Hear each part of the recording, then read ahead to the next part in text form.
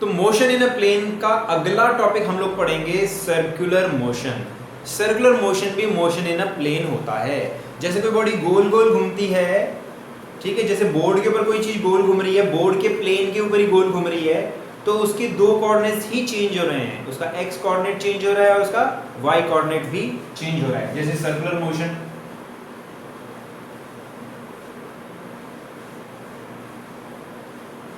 ठीक है, circular motion में अगर मैं एक्सिस बनाऊं, एक्स एक्सिस, वाई एक्सिस, ये हमारा सेंटर है और हमारी बॉडी ऐसे सर्कल वाले पाथ में मूव करती है। तो देखो, जब वो यहां पर है, मान लो उसका रेडियस है r, उसका रेडियस कितना है, r है, तो यहां पर कोऑर्डिनेट क्या है, यहां पर कोऑर्डिनेट है r एंड 0। यहां पर कितना होगा, यहां पर कोऑर्डिनेट होगा, देखो ये होगा, ठीक है, मान लो इसका नाम है x1 y1। हाँ, ये r के इक्वल होगा, लेकिन इसका x कोऑर्डिनेट यानी ये x कोऑर्डिनेट हुआ x1 और ये हुआ y1। और जब हमारी बॉडी यहाँ पर आ जाएगी तब उसके कोऑर्डिनेट्स क्या होंगे, तब होंगे 0 और r। जब हमारी बॉडी यहाँ पर होगी तो उसके कोऑर्डिनेट्स बदल जाएंगे। यहाँ पर मान लो ये वाला कोऑर्डिनेट है -x1 और ये वाला है y1, तो हम लिखेंगे -x1 y1, है ना। और ये वाली जो डिस्टेंस है ये तो r ही है। इसी तरीके से जब हमारी बॉडी यहाँ पर आ जाएगी तो कोऑर्डिनेट होंगे -r एंड 0। जब यहाँ पर आ जाएगी तो कोऑर्डिनेट होंगे 0 एंड -r। तो है ना motion in a plane, x coordinate भी चेंज हो रहा है, y कोऑर्डिनेट भी चेंज हो रहा है। तो ये जो चीज़ है वो ये शो करती है कि हमारी बॉडी प्लेन में मूव कर रही है और प्लेन के अंदर दो कोऑर्डिनेट्स हैं, x कोऑर्डिनेट और y कोऑर्डिनेट, दोनों चेंज हो रहे हैं। समझ गए, ये है सर्कुलर मोशन। और हम लोग डिस्कस करेंगे एक स्पेशल वाला सर्कुलर मोशन जिसे कहते हैं uniform circular motion. Uniform circular motion के एग्जाम्पल क्या क्या हैं? यूनिफॉर्म सर्कुलर मोशन एग्जाम्पल हैं जैसे आपकी सेकेंड हैंड की जो है, सेकेंड हैंड्स की जो निडल है वो, ठीक है, सेकेंड हैंड की जो निडल है वो, आर हैंड की निडल है वो, मिनट हैंड की निडल है वो, ये सारे यूनिफॉर्म सर्कुलर मोशन हैं। लेकिन अगर आप फैन की बात करो, फैन यूनिफॉर्म सर्कुलर मोशन नहीं है। जैसे आप स्विच ऑन करते हो तो पहले धीरे धीरे घूमेगा, फैन धीरे धीरे घूमेगा, फिर स्पीड बढ़ेगी, फिर और बढ़ेगी, फिर और बढ़ेगी, फिर फुल स्पीड हो जाएगा। फिर स्विच ऑफ करोगे तो फुल स्पीड होते होकर के फिर उसकी स्पीड घटनी शुरू करेगी और बाद में वो रेस्ट पे आ जाएगा। So switching on and switching off of fan is not uniform circular motion. हम बात कर रहे हैं यूनिफॉर्म सर्कुलर मोशन की, जिसमें हमारी बॉडी यूनिफॉर्मली एक स्पीड के साथ मूव करती है। और एग्जांपल बताई दी मैंने, घड़ी की सुई है ना, मिनट की सुई, आर की सुई और सेकंड्स की सुई, वो uniform circular motion, uniform speed रहती है। ओके, अच्छा, अब इसके अंदर जो इंपॉर्टेंट बातें हैं वो क्या है? इसकी इंपॉर्टेंट बातें हैं कि अगर हम अपने बॉडी के पोजीशन कोऑर्डिनेट्स की बात करें, जैसे आर वेक्टर है, आर वेक्टर, ठीक है, तो इसको हम यहां पर लिखेंगे x1i एंड y1j, है ना, r है ये। अगर हम इस वाले की बात करें तो ये वाला बन जाएगा r वेक्टर, देख रहे हैं यहां पर, -x1i प्लस y1j, ये वाला, इसको कहते हैं at point A at point B। ये पॉइंट है A और ये पॉइंट है B। देख लो, ये चीज क्लियर है। पॉइंट A पर x1i position vector plus y1j, कोई प्रॉब्लम नहीं। दूसरे B पॉइंट पर -x1i प्लस y1j, क्या दोनों इक्वल हैं? अगर इक्वल हैं तो क्या इक्वल है और इक्वल नहीं है तो क्या इक्वल नहीं है? देखो, दोनों रेडियस हैं, है ना, दोनों रेडियस हैं। तो रेडियस क्या है, मैग्नीट्यूड है इसका मैग्नीट्यूड है रेडियस, वो इक्वल है। लेकिन this R and this R is not equal, तुम देख भी रहे हो, x1i minus x1i, y1j y1j, तो दोनों रेडियस होते हुए भी both are not equal because ये वेक्टर क्वांटिटी हैं, लेकिन इनका मैग्नीट्यूड इक्वल है। तो नाम अलग अलग देना पड़ेगा क्योंकि वेक्टर अलग अलग है। तो इसको नाम दे देते हैं मान लो a और इसको नाम दे देते हैं b। r vector a is not equal to r vector b। r a vector r b vector के इक्वल नहीं है, लेकिन इनका मैग्नीट्यूड इक्वल है, इनका मैग्नीट्यूड इक्वल है। और वो किसकी इक्वल है, दैट इज रेडियस, वो रेडियस के इक्वल है।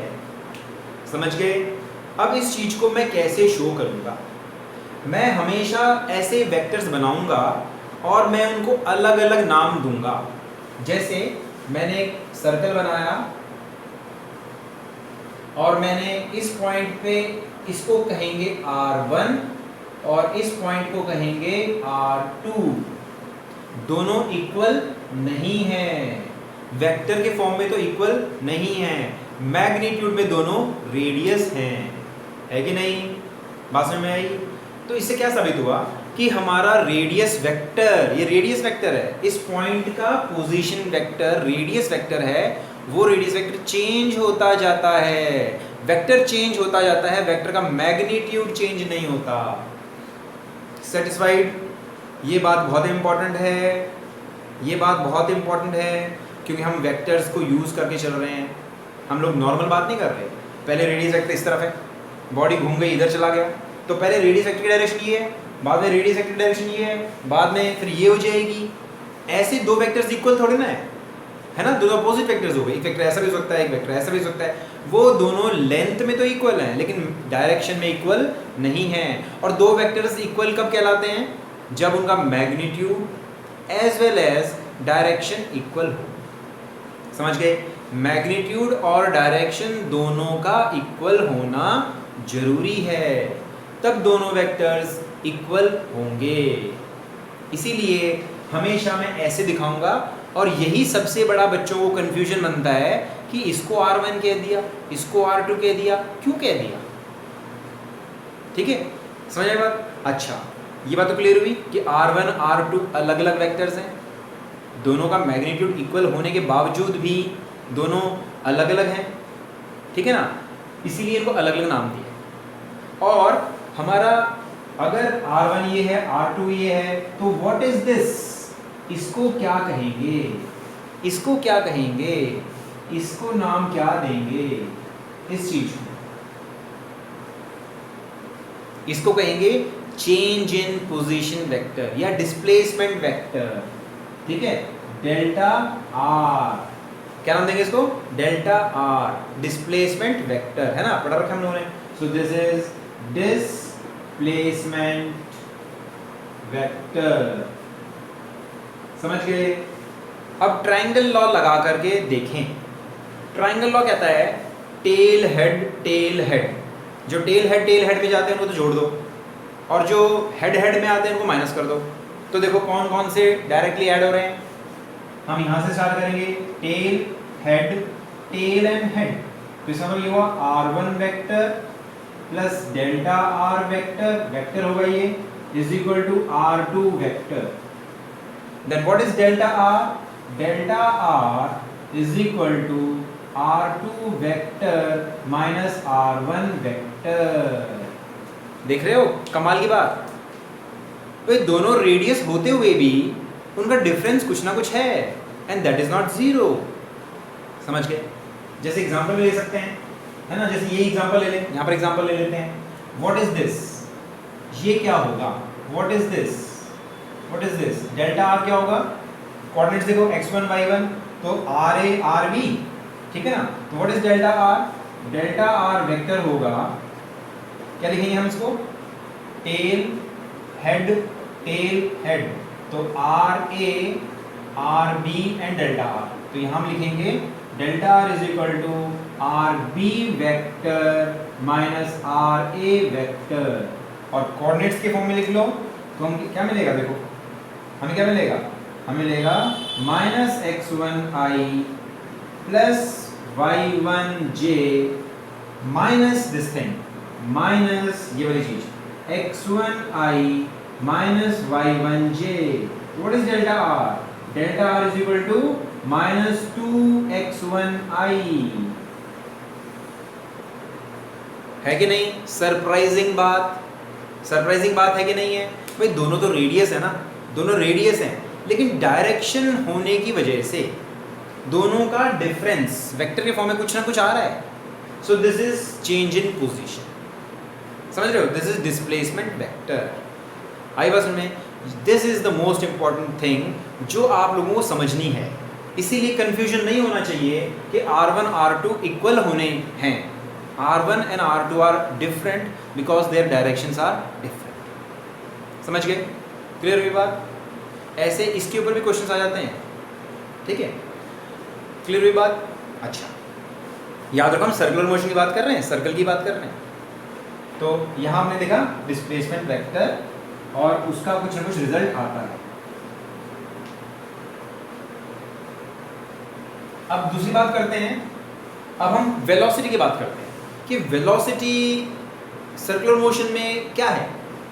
जब हमारी बॉडी सर्कल में मूव करती है, जैसे तुम इमेजिन करो तुम घूम रहे हो, है ना, तुम ऐसे करके जा रहे हो, पहले तुम्हारा फेस इस तरफ है, तुम्हारा फेस इस तरफ है, यानी वेलोसिटी इस तरफ है। जब तुम यहाँ जाओगे तो तुम्हारा फेस किस तरफ होगा? तो तुम्हारा फेस इस तरफ होगा, तो तुम्हारी वेलोसिटी उस तरफ होगी। जब तुम यहाँ पर आ जाओगे तो तुम्हारा फेस नीचे की तरफ होगा, तुम्हारी वेलोसिटी इस तरफ होगी, है ना, डायरेक्शन वेलोसिटी। जब तुम यहाँ जाओगे तो वेलोसिटी इस तरफ होगी, जब तुम यहाँ पर आ जाओगे तो वेलोसिटी इस तरफ होगी, जब तुम यहाँ पर आ जाओगे तो वेलोसिटी इस तरफ होगी। याद रखो तुम्हारी स्पीड सेम रहती है लेकिन डायरेक्शन बदलती है। तो स्पीड सेम रहे और डायरेक्शन चेंज हो तो वेलोसिटी क्या सेम रह सकती है क्या? Can velocity remain same when speed is same but direction is changing? No, है ना।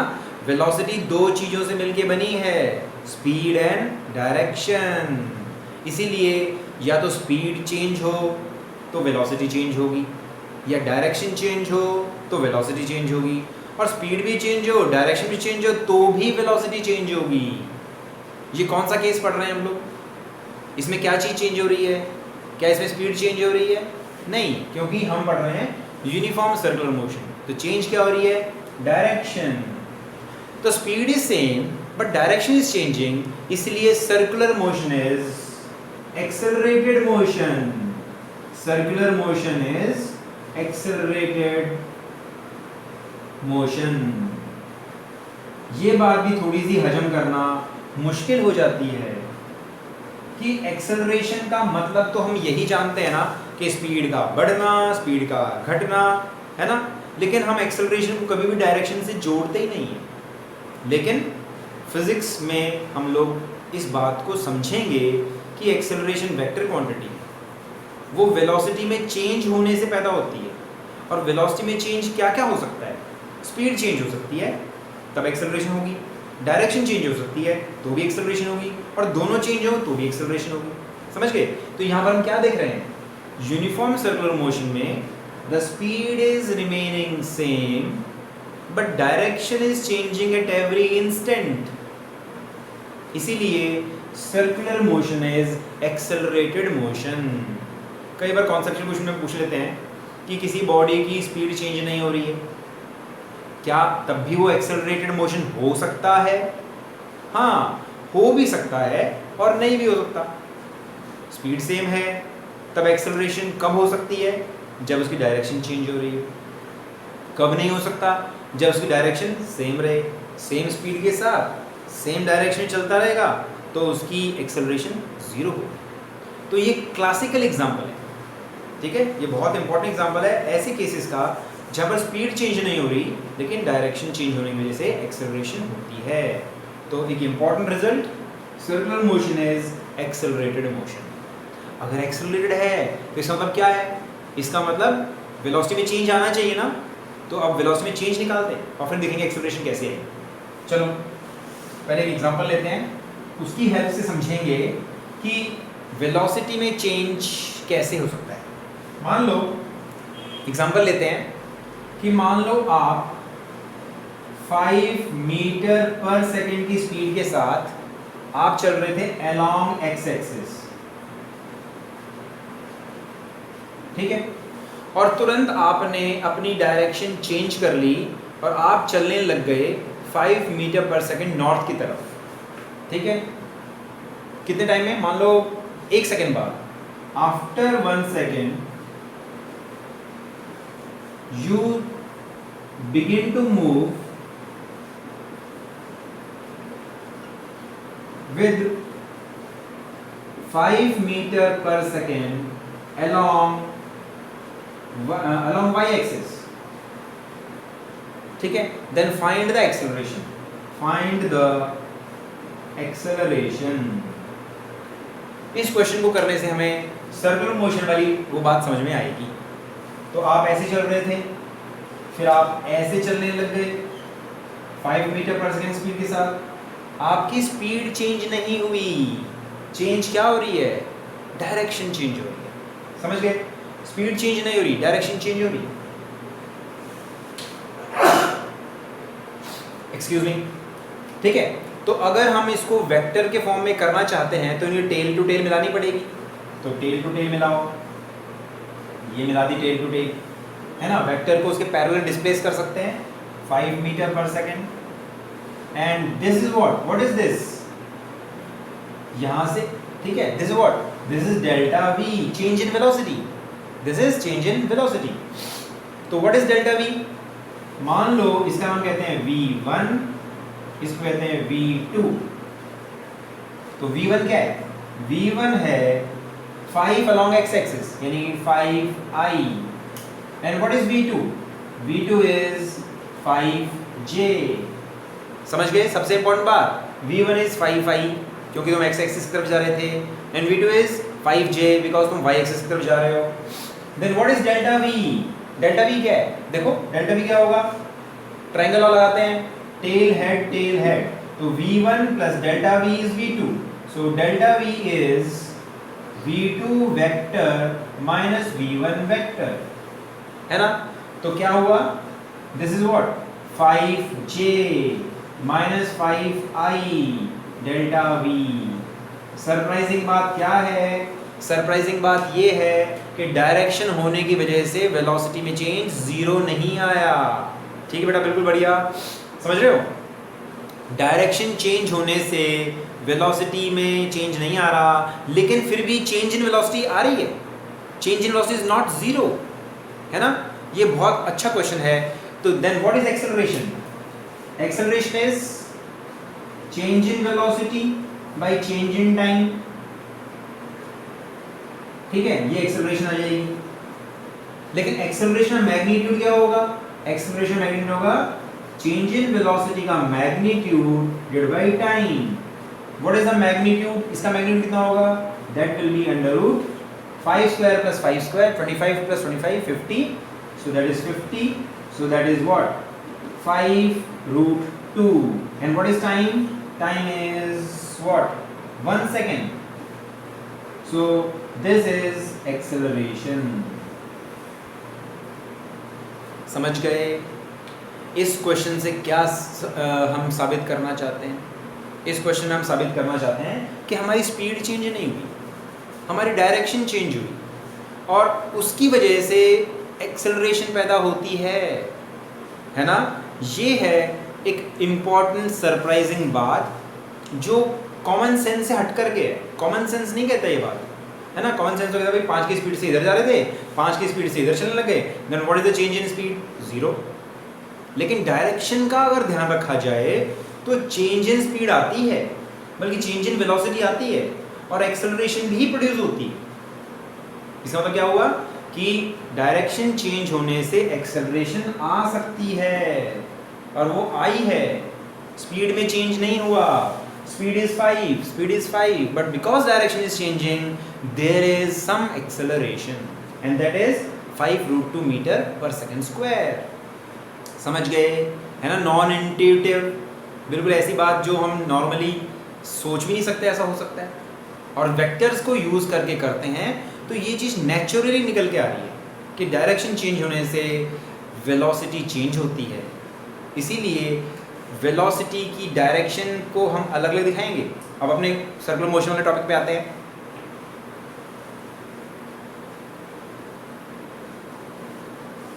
सर्कुलर मोशन वाले टॉपिक में अगर हम सर्कुलर पाथ में मूव कर रहे हैं, हम इस तरह के सर्कुलर पाथ में मूव कर रहे हैं, इस पॉइंट पे हमारी वेलोसिटी है इधर, इस पॉइंट पे वेलोसिटी है इधर, स्पीड सेम है, स्पीड इज नॉट चेंजिंग, तो इनकी डायरेक्शन अलग अलग होने की वजह से इनको अलग अलग नाम देंगे। v1 v2 vector vector, magnitude में दोनों सेम हैं, मैग्नीट्यूड में दोनों सेम हैं, but because their directions are different, they are different. समझ गए? इसका मतलब यहाँ पर भी कुछ ना कुछ एक्सेलरेशन होगी, सर्कुलर मोशन में कुछ ना कुछ एक्सेलरेशन होगी, है ना? तो अब हम निकालेंगे acceleration in circular motion. Acceleration in circular motion, सबसे इंपॉर्टेंट बात सबसे पहले करेंगे, acceleration in uniform circular motion. Acceleration in uniform circular motion, तो ये हमारा सर्कुलर पाथ है जिसमें हम मूव कर रहे हैं। हम किसी पॉइंट पर यहाँ पर हैं, उसका रेडियस वेक्टर है r1, किसी पॉइंट पे यहाँ पर पहुँच गए, इसका रेडियस वेक्टर है r2, एरो बना देते हैं इसके लिए भी, ठीक है? और इसको क्या नाम देंगे? इसको नाम देंगे डेल्टा r। पॉइंट A है, ये पॉइंट B है, ठीक है? ये पॉइंट A है, ये पॉइंट B है, A और B। यहाँ पर वेलोसिटी है ये v1 वेक्टर, यहाँ पर वेलोसिटी है ये v2 वेक्टर, क्योंकि v1 टेंजेंट है A पॉइंट पर, इसीलिए ये वाला एंगल R और V के बीच में एंगल 90 डिग्री का होगा। और यहाँ पर भी क्योंकि टेंजेंट है, this is tangent, velocity vector is tangent at this point B point, तो यहाँ पर भी R और B के बीच में एंगल 90 डिग्री का होगा, है ना? तो इसको नाम देते हैं O। So in triangle OAB, मैं इसको अलग से बना देता हूँ, R1 R2 R1 vector R2 vector and that is delta R, ठीक है? और हम v1 v2 को भी डिस्प्लेस करेंगे। v1 को हम डिस्प्लेस कर लेंगे ऐसे, v2 को डिस्प्लेस कर लेंगे ऐसे, तो v1 को डिस्प्लेस कर लो, v1 को डिस्प्लेस कर लेते हैं ऐसे, ऐसे डिस्प्लेस कर लेते हैं, बल्कि इसको यहाँ कर लेते हैं ऐसे, तो ये मिलेगा मुझे v1, इसको ऐसे डिस्प्लेस कर लिया ऐसे, और इसको कर लिया ऐसे, तो ये मुझे मिला v2, ठीक है ना? v1 को पैरेलल डिस्प्लेस किया, दिस इज v1, इसको डिस्प्लेस किया, this is v2, this is what, this is delta v, है ना? This is what, this is some point. तो यहाँ पर हम क्या लिखेंगे? यहाँ पर लिखेंगे delta r is equal to r2 vector minus r1 vector. यहाँ पर क्या लिखेंगे? Delta v is equal to delta v is equal to v2 vector minus v1 vector. जितना एंगल थीटा यहाँ पर है उतना ही एंगल थीटा यहाँ पर होगा, ये इंपॉर्टेंट बात है, ठीक है? हमने इनको डिस्प्लेस इसीलिए किया ताकि हम इनका रिजल्टेंट निकाल सकें और ये शो कर सकें कि जितना एंगल हमारे रेडियस वेक्टर के बीच में है उतना ही वेक्टर हमारी वेलोसिटी वेक्टर्स के बीच में भी है। तो एक्सेलरेशन क्या होती है? एक्सेलरेशन होती है delta v by delta t, है ना? और वेलोसिटी क्या होगी? दिस इज एक्सेलरेशन, और वेलोसिटी होगी वेलोसिटी होगी delta R by delta T, है ना, delta R by delta T. Acceleration is delta V by delta T, ठीक है, और वेलोसिटी होगी delta R by delta T. आई बात समझ में? Okay, this is acceleration. अच्छा, थीटा दोनों के लिए सेम है, थीटा इज सेम। अगर थीटा सेम है, सिंस थीटा इज सेम, तो हम लोग लिख सकते हैं, क्या लिख सकते हैं, delta R by R, delta R by R is equal to delta V by V. देखो मैंने अब कैसे लिखा है, ठीक है, इसको लिखा वेक्टर में और इसको लिखा मैग्नीट्यूड में। तो डेल्टा वी को मैं क्या लिख सकता हूं, डेल्टा वी को लिख सकता हूं V delta R by R. देखो यहां से देखो, delta V is V delta R by R. अब इसे पुट कर देते हैं, एक्सेलरेशन वाले फॉर्मूले पुट करेंगे।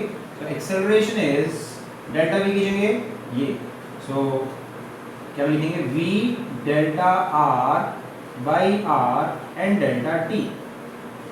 But what is this, what is this, this is nothing but velocity. So v into v by r and this is equal to v square by r। समझ गए? This is what, this is acceleration, है ना, जो हम निकालना चाह रहे थे। तो भाई डायरेक्शन चेंज होने की वजह से एक्सेलरेशन है, होती है, तो इसमें किससे कैसे निकालेंगे? तो निकाल ली। देखो कैसे किया हमने। पहली बात तो ये देखो, एक्सेलरेशन का formula delta v by delta T, और डेल्टा v मैंने बता दिया v2 माइनस v1, और डेल्टा आर भी बता दिया r2 माइनस r1, ठीक है। Acceleration this velocity, velocity delta R by delta T. अच्छा, थीटा सेम होने की वजह से, थीटा बहुत छोटा है, थीटा इज वेरी स्मॉल, तो हमने ये वाला फॉर्मूला यूज किया, length of arc by radius वाला फॉर्मूला यूज किया है। Length of arc by radius, theta is equal L by R, है ना, length of arc is length of arc upon radius. So theta is delta R by R, और इस triangle में theta is delta V by V. समझ रहे हो? This is important step, ये important step है जब हम दोनों मोशन के अंदर एक तो रेडियस वेक्टर की और एक वेलोसिटी वेक्टर को रिलेट कर रहे हैं, क्योंकि दोनों में थीटा सेम है, इसलिए हमने लिखा delta R by R is equal to delta V by V. इसको r1 r2 नाम नहीं दिया, क्योंकि ये दोनों तो सेम है ना, मैग्नीट्यूड दोनों का सेम है, इसलिए इसको भी मैंने नाम नहीं दिया, वेक्टर नहीं बनाया। तो delta R by R delta V by V. अब इसको मैंने कैसे यूज किया, delta V is equal to V delta R by R, इसको मैंने एक्सेलरेशन वाले फॉर्मूले में पुट किया, तो हमें मिला v delta r by delta t, and this is nothing but v। सो हमें मिला v dot v by r, यानी कि v स्क्वायर बाई r। ये जो एक्सेलरेशन आई है, इस एक्सेलरेशन को कहते हैं centripetal acceleration. So centripetal acceleration, centripetal acceleration is equal to v square by r, यानी यूनिफॉर्म सर्कुलर मोशन में। हाँ ठीक है, थियोरेटिकली तो आज खत्म हो गया, लेकिन इसके स्पेशल केसेस डिस्कस करेंगे। बेटा स्पेशल केस डिस्कस ना करो तो चैप्टर तो हम तो एक यूनिट तो एक वीक में खत्म कर देंगे, लेकिन उसका फ़ायदा क्या है, ठीक है ना। तो इतने सारे स्पेशल केसेस हैं, जितने हम स्पेशल केसेस डिस्कस करेंगे उतना अच्छा होगा। तो सिलेबस को भगाना नहीं है, हमें सिलेबस को अच्छे से करना है। तो इसे कहते हैं सेंट्रीपिटल एक्सेलरेशन। और ये एक्सेलरेशन प्रोड्यूस कैसे हुई, एक्सेलरेशन का जो मीनिंग हम समझते हैं ना कि स्पीड का बढ़ना, स्पीड का घटना, उससे कोई लेना देना नहीं है इसका तो लेना देना डायरेक्शन से है। ये जो एक्सेलरेशन प्रोड्यूस हुई है, इसका लेना देना केवल और केवल चेंज इन डायरेक्शन से है। वही चीज़ हमने यहाँ पर करी है। और मैं इस पर इतना जोर क्यों दे रहा हूँ, बार बार क्यों कह रहा हूँ, क्योंकि ये नॉन इंट्यूटिव है ना, हमें लगता नहीं कि ऐसा कुछ हो सकता है। अभी भी हमें फील नहीं हो रहा भाई ये एक्सेलरेशन कैसे खामखा की एक्सेलरेशन है फिजूल में, जिसमें वेलोसिटी स्पीड तो चेंज हो ही नहीं रही, फिर भी एक्सेलरेशन है, ऐसी किसी बकवास चीज़ है। नहीं, ये एक्सेलरेशन होती है, समझ रहे हो। अगर ये एक्सेलरेशन ना होती तो बहुत सारी चीज़ किसी दूसरी चीज़ के साथ घूम ही नहीं रही होती, ये एक्सेलरेशन बांध के रखती है। ठीक है, खैर उसके बारे में बाद में बात करेंगे। फिलहाल ये क्लियर हुई? जो मैंने 5i और 5j वाला एग्जांपल लिया था ना, उसको अगर आप समझ गए तो इसको भी समझ जाओगे। ठीक है, हाँ, स्पेशल केसेस, इसके कई सारे स्पेशल केसेस हैं। वैसे थ्योरेटिकली तो ये टॉपिक हमने खत्म हो ही गया हमारा थ्योरेटिकली। इसके अंदर मैं तुम्हें एंगुलर वेलोसिटी और एंगुलर वेलोसिटी की बात करेंगे, बस एक टॉपिक और है छोटा सा, एंगुलर वेलोसिटी की बात करेंगे, फिर इसका थ्योरेटिकल पार्ट पूरा हो जाएगा। ओके, ये बात क्लियर हुई? ये डेरिवेशन आपको अच्छे से आनी चाहिए और समझ में भी अच्छे से आनी चाहिए कि इसके पीछे है क्या, सिग्निफिकेंस क्या है। तो ये दोनों डायग्राम बहुत इंपॉर्टेंट है, ठीक है ना। इसे कहते हैं सेंट्रीपिटल एक्सेलरेशन। अगर टाइम रहता है तो देखेंगे कितना टाइम रहता है। हाँ, तो हम कल इसको डिस्कस करेंगे कि ये जो डायरेक्शन है ना, एक्सेलरेशन की डायरेक्शन होगी। सेंट्रीपिटल एक्सेलरेशन है, एक्सेलरेशन एक वेक्टर क्वांटिटी है, इसकी भी डायरेक्शन होती है, तो इसकी डायरेक्शन क्या होगी, तो इसकी डायरेक्शन हम निकालेंगे। ठीक है, तो हम लोग कल डिस्कस करेंगे इसकी एक्सेलरेशन की डायरेक्शन और डिस्कस करेंगे इसके लिए हम एंगुलर वेलोसिटी। तो दो छोटी छोटी बातें और रह गई, फिर कुछ न्यूमेरिकल करेंगे और ये टॉपिक हमारा पूरा हो जाएगा। ठीक है, तो फिर मिलते हैं कल। अब मुझे टाइम बता देना एक बार, तो कल मिलते हैं फिर एक बार। और टाइम चेंज नहीं होता, मैं स्कूल से ही फिर तुम्हें लेक्चर दे दूँगा, नहीं तो फिर इवनिंग में करेंगे। तो सी यू टुमारो, बाय।